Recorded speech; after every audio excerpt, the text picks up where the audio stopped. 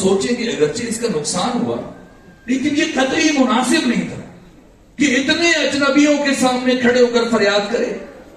میرے عزیزوں، آپ کی تعداد بہت کم ہے، اگرچہ ہزاروں کی تعداد میں. اس کے باوجود جتنا اجتماع مسجد نبوی میں تھا اس کی نسبت بہرحال آپ کی تعداد کم ہے.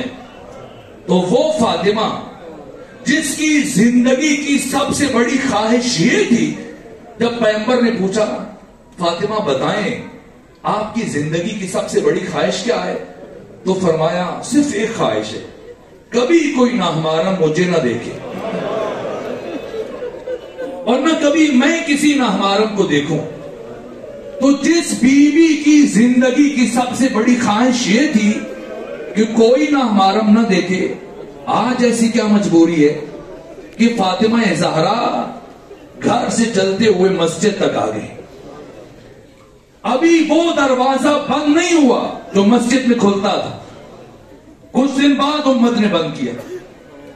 ایک قدم کا فاصلہ ہے اگر بی بی اس دروازے سے جائے، لیکن نہ آج وہاں سے نہیں جا رہی. آج گلیوں سے گزر کر مرکزی دروازے سے فاطمہ زہرا دربار آ رہی ہیں. جو چاہتی تھی کوئی نہ دیکھے، آج چاہتی ہیں سب کو پتہ چل جائے کہ نبی زادی زندگی میں سب سے پہلی دفعہ اس حال میں اجنبیوں کے سامنے جا رہی. میرے عزیزوں، خطبہ دیا اور خطبہ دینے کے بعد کتنی مرتبہ خود وہ افراد جو کوہنیاں مار رہے تھے، مسکرا رہے تھے، لیکن چار و ناچار اتنا گریا ہوا دربار میں کہ وہ افراد بھی لاجواب ہو گئے. معذرت خواہانہ رویہ اختیار کیا اور کوئی جواب نہیں بن پڑتا تھا.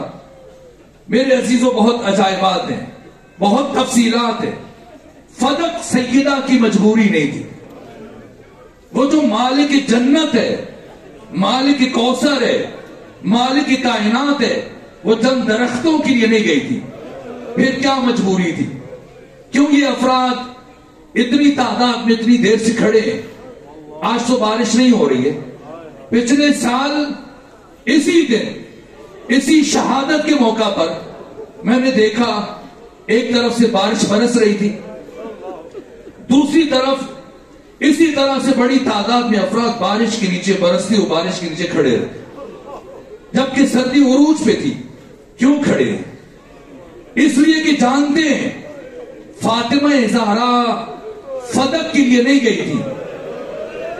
پھر کیا مجبوری تھی؟ قیامت تک آنے والے باشعور انسانوں تک نعمت ولایت کو پہنچانے کے لیے،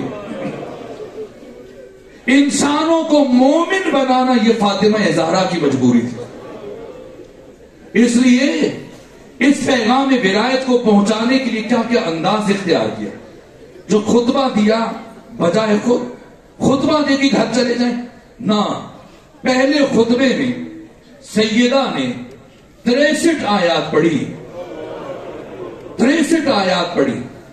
اور دوسرا خطبہ جو خواتین کے سامنے دیا، جب ساری خواتین بی بی کی عیادت کے لیے آئیں کہ نبی زادی زخمی ہوئی ہے، تب سیدہ نے اپنے خطبے میں 9 آیتیں پڑھی. یہ 72 آیتیں.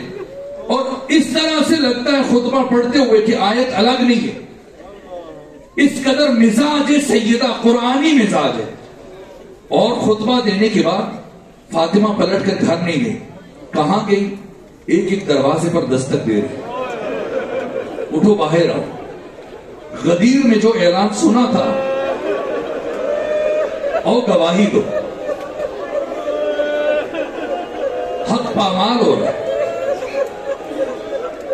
اور بی بی آدھی رات تک ایک ایک دروازے پر دستک دیتی رہی. کوئی دروازہ نہیں کھولا سوائے معاذ ابن جبل کے، لیکن اس نے بھی ساتھ نہیں دیا. کہا فاطمہ، میرے اکیلے انسان کی مدد آپ کے کس کام آ سکتی ہے، جبکہ سارے مدینے نے خاموشی اختیار کر رکھی. نبی زادی نے فرمایا، اے معاذ، جب تک فاطمہ زندہ ہے کبھی تمہارے ساتھ زندگی میں کلام نہیں کرے گی. یہ کہہ کے چلی. معاذ بن جبل کا بیٹا داخل اور زگار میں اپنے باپ سے پوچھا نبی زادی آئی ہمارے گھر میں؟ کہا آئی تھی۔ کہا کیوں آئی تھی؟ کہا مجھ سے مدد طلب کر رہی تھی۔ کہا کیا مدد طلب کر رہی تھی؟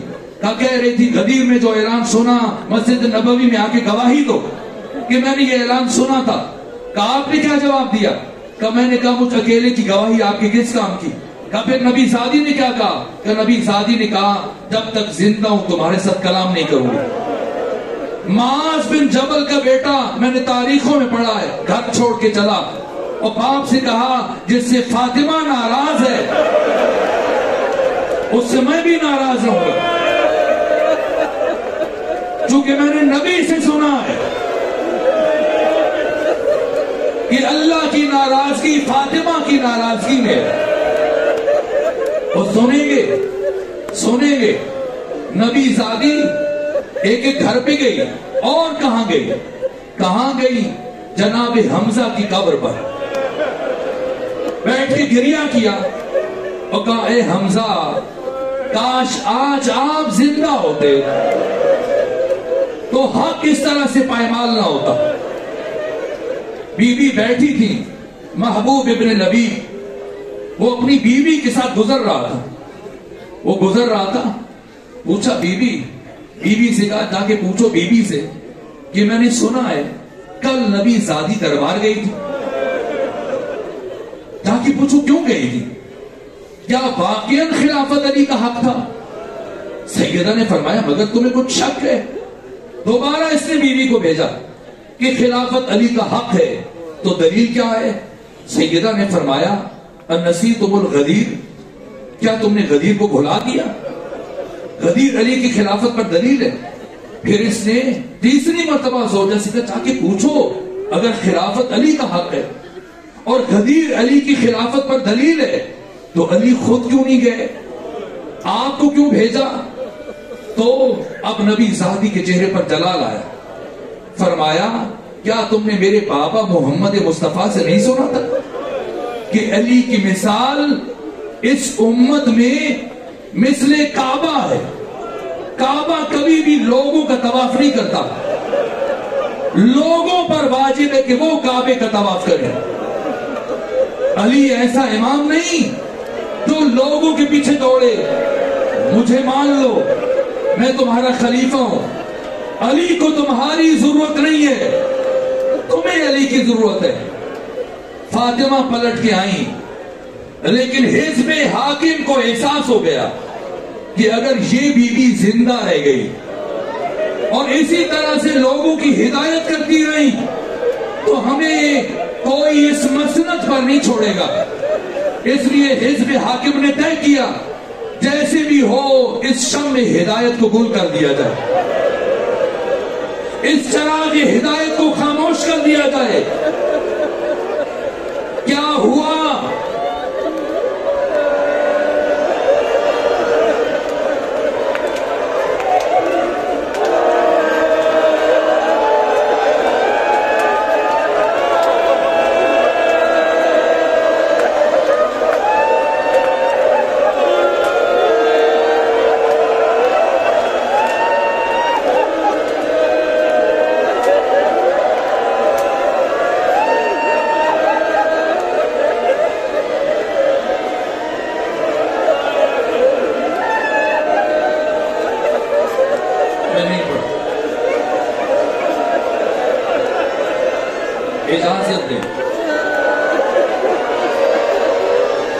اجازت دیں اجرکم علی اللہ، اجرکم علی الزہراء،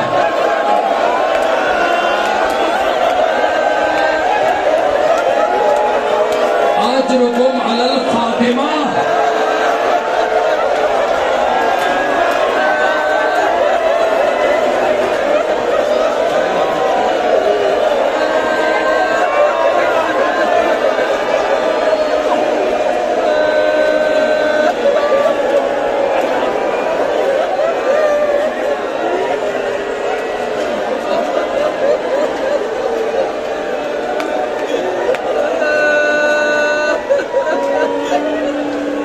پروردگار گواہ ہے نا، की तारीकी में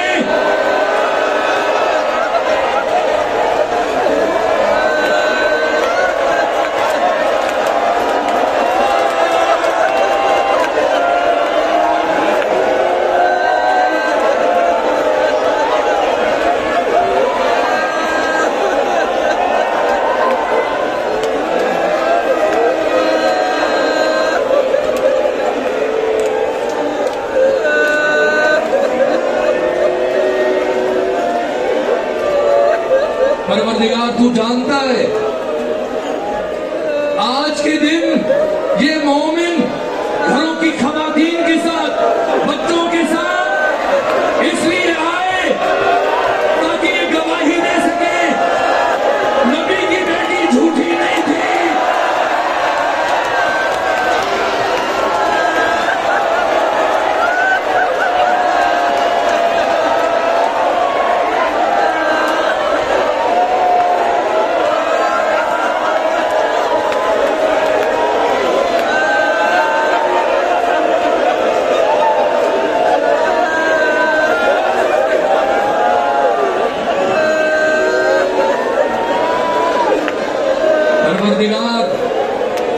परवरदिगार हम बहुत गुनहगार हैं, लेकिन हमें क़यामत के दिन कभी उनके साथ मशहूर न करना।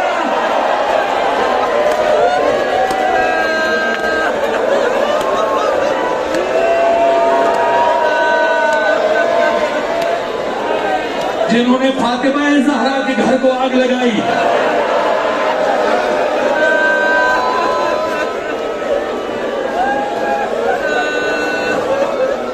मेरे अजीजों, चंद जुमलों की इजाजत, चंद जुमलों की इजाजत।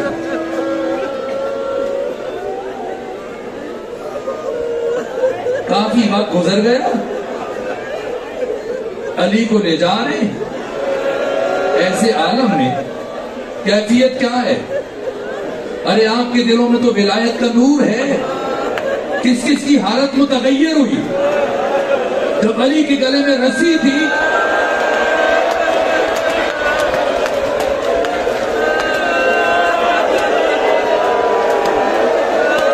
अबू ज़र से सब्र नहीं हुआ, तलवार की तरफ हाथ बढ़ाया। अली ने सलमान की तरफ देखा, सलमान दौड़े, कहा अबू ज़र क्या तू फातेह खैबर से बड़ा शमशीर जान है? आज अगर फातेह खैबर तलवार नहीं उठा रहे, मेरे अजीजों, मैंने कई किताबों में ये रिवायत देखी है। एक यहूदी जो गुजर रहा था, जैसे अली को इस हाल में देखा, इस हाल में देखा, वही खड़े खड़े, ये पैगंबर का हमसाया था। पैगंबर ने कई मरतबा ऐसे इस्लाम की दावत दी, इसने इस्लाम कबूल नहीं किया, यहूदी रहा। लेकिन आज जब अली को इस हाल में देखा, जैसी देखा अली के गले में रस्सी है, कुछ औबाश अली को खींच रहे, वही खड़े खड़े इस यहूदी की जुबान से जुमले अदा हुए, ला इलाहा इल्लल्लाह मुहम्मदुर रसूलुल्लाह अलीयुन वलीयुल्लाह। एक मुसलमान सहाबी आगे बढ़ा, मुसलमान सहाबी आगे बढ़ा, कब पैगंबर ने तुम्हें कई मरतबा जिंदगी में दावत दी, तूने कलिमा नहीं पढ़ा, क्या देखा कि तू कलिमा पढ़ रहा है? कि मैं इस इंसान को जानता हूं, इस अली को। जब कितने दिन तक ये बाकी अफराद किले खैबर को फतह नहीं कर सके थे, मैंने उस दिन अली की शुजाअत देखी थी, जिसने एक जुम्बश दस्त से दरे खैबर को फिजाओं में उछाल दिया था। आज उन्हीं अफराद के हाथों असीर बना है। कुछ तो बात है। अगर मुस्तफा का जानशीन बरहक ना होता,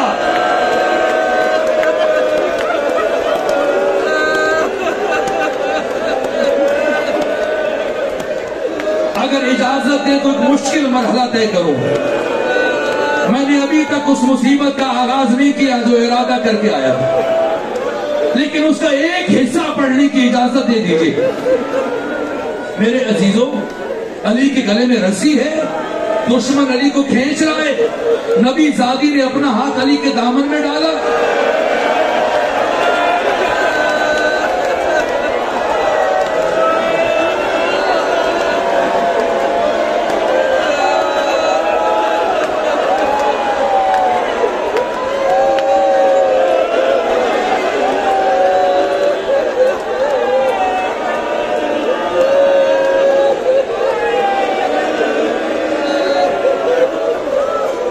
رات گریے کی رات ہے، روئیں، گریا کریں، لیکن مجھے بتائیں کہ علی کو گھر سے مسجد کیسے لے کے گئے؟ اپنے دلوں پہ ہاتھ رکھ کے مجھے بتائیں، کیا علی کو گھر سے مسجد اس طرح لے کے گئے جس طرح سے 61 ہجری میں علی کی شیر دل بیٹی زینب بنت علی کو؟ نہیں عزیزو، نہیں، علی کو اتنی بے ادبی سے لے کے گئے، فاطمہ زہرا پہلو قدم بھول گئی۔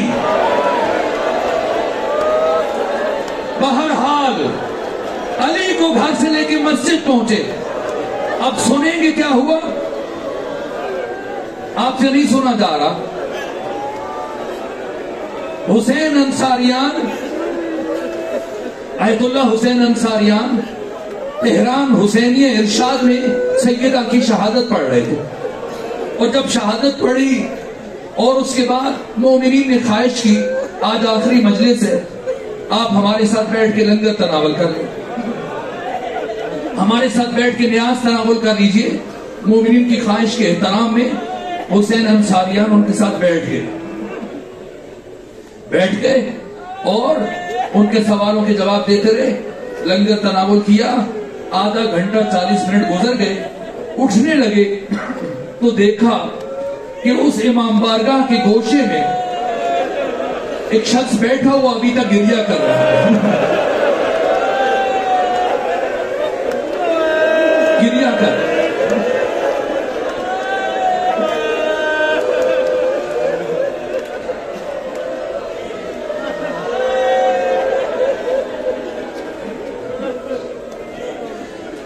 انصاریان چلتے ہوئے اس کے پاس آئے، کہا میں نے بی بی کے بہت سارے مسائل پڑھے، بتا کون سی بات تمہیں ابھی تک رلا رہی ہے؟ اس جوان نے کہا آقا انصاریان، شاید آپ کو معلوم نہیں ہے، میں تہران میں ہڈیوں کا ڈاکٹر ہوں۔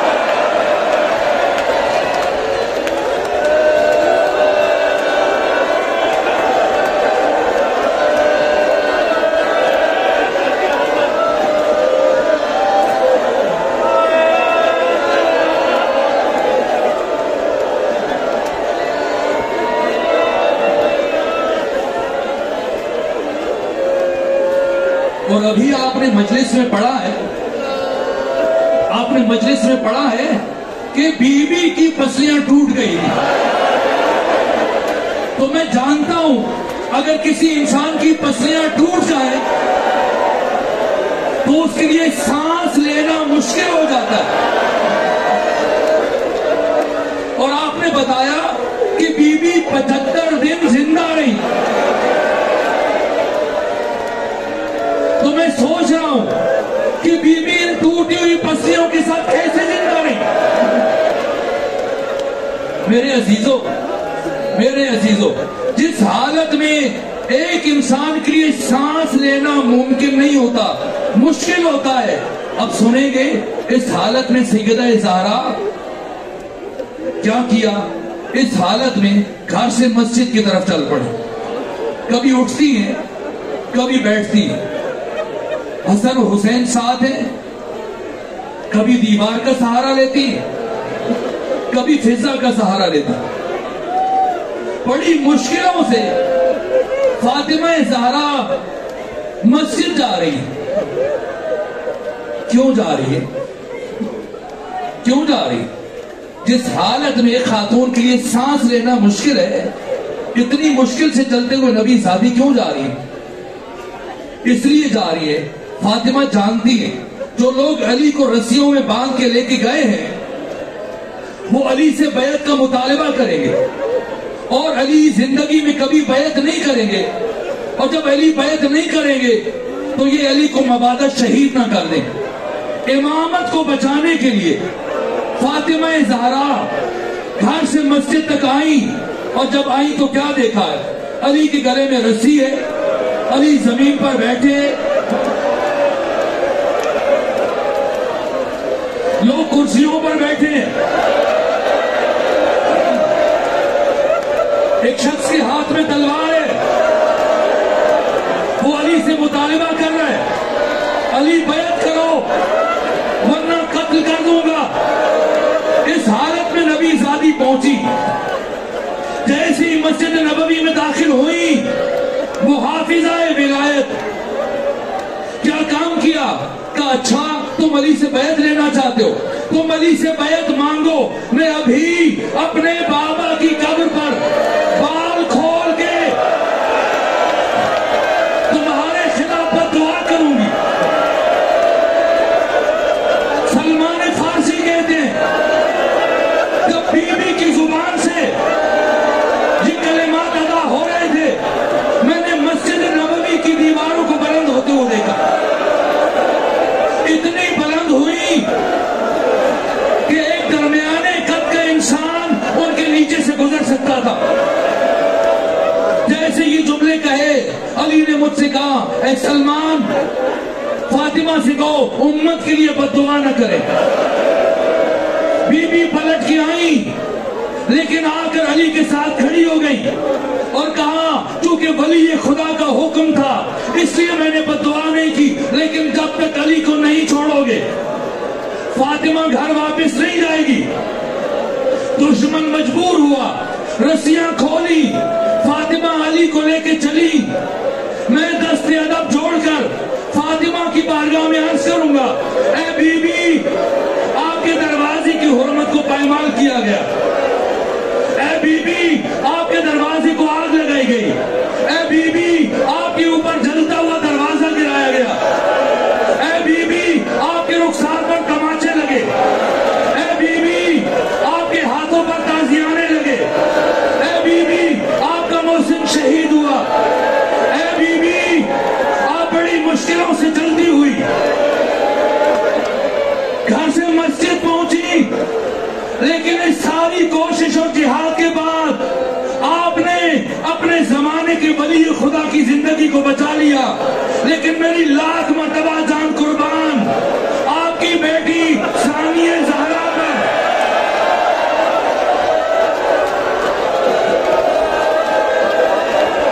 جو مدینے سے کربلا تک بھائی کے ساتھ چلی، لیکن 70 قدم کے فاصلے پر بھائی کو 13 ضربوں سے شہید ہوتے ہوئے دیکھا۔ بس میرے عزیزو اب سکت نہیں ہے، اب جنازہ اٹھنے لگا ہے۔ اے ہزاروں کی تعداد میں موجود غیور مومنوں، کاش تم مدینے میں ہوتے۔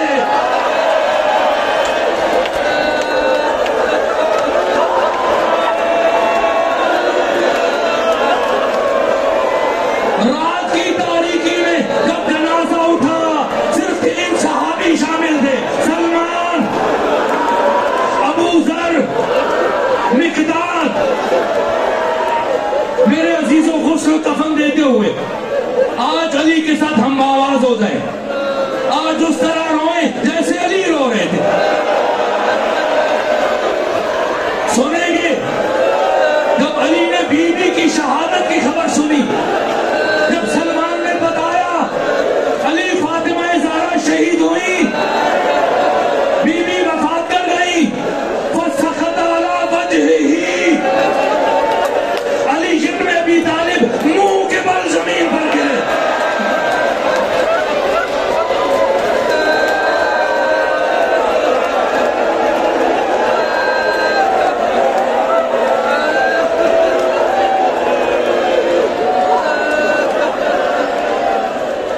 علی غسل دے رہے ہیں، اسماء رو رہی ہیں، ام سلمہ رو رہی ہیں۔ علی فرماتے ہیں اسماء آہستہ رو، حسنین نہ سنے، زینب ام کلثوم کو تکلیف پہنچے گی۔ اسماء کہتی ہے اچانک نہیں معلوم علی کو کیا ہوا، علی نے سیدہ کو غسل دینا چھوڑ دیا، اپنا سر دیوار پر رکھ دیا، علی ایسے رونے لگے جیسے بوڑھی ماں اپنے جوان بیٹی کی لاش پر روتی۔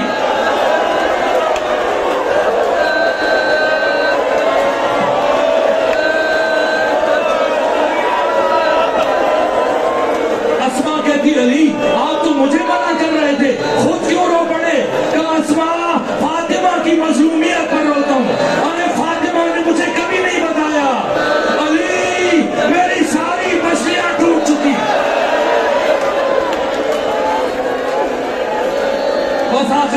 عرض کروں.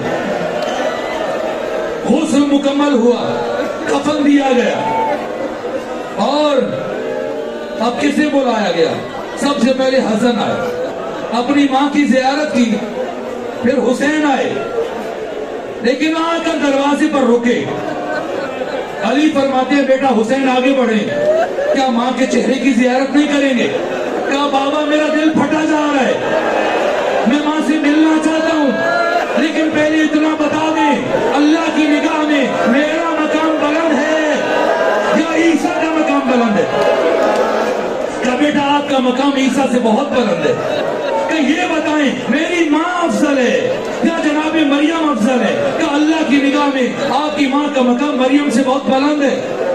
کہا بابا جب تک مریم نے عیسیٰ کو نہیں بلایا تھا, اپنی میت پر عیسیٰ نہیں آئے تھے, جب تک ماں فاطمہ زہرا نہیں بلائے گی,